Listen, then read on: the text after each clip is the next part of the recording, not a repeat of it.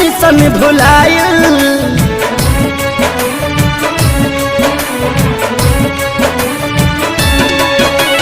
छूट गईल धभाइल मंगल चांद के मिशन भुलाइल।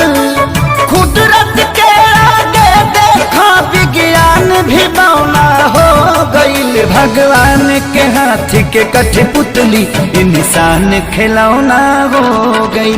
भगवान के हाथ के कठपुतली इंसान खिलौना हो गई।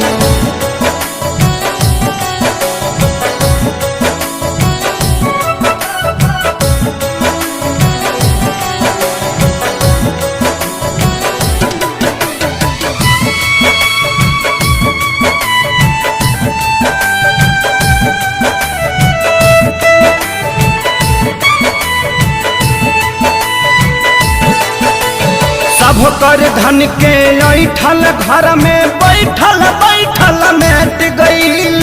बड़का बड़का वीर भूपति के विपत्ति से जब भेंट भइल।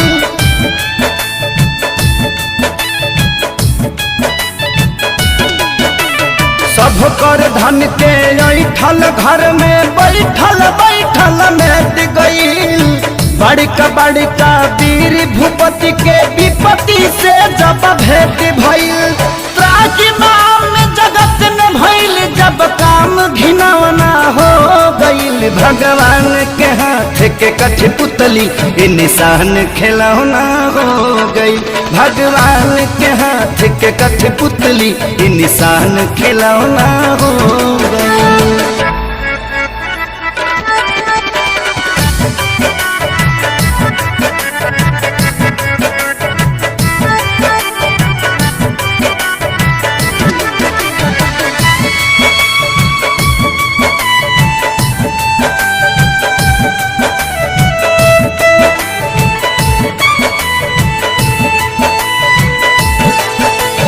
माथी पकैसन मौत नाचे देखनी जब नजार हो।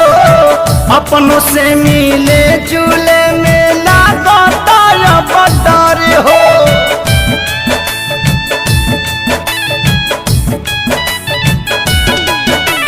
माथी पकैसन महुअत नाचे देखनी जब नजार हो। अपनों से मिले जुले में लागता अब डर हो। एको किलो के रह के भी अलगा बिछौना हो गईल। भगवान के हाथ के कठपुतली इंसान खिलौना हो गई। भगवान के हाथ के कठपुतली इंसान खिलौना हो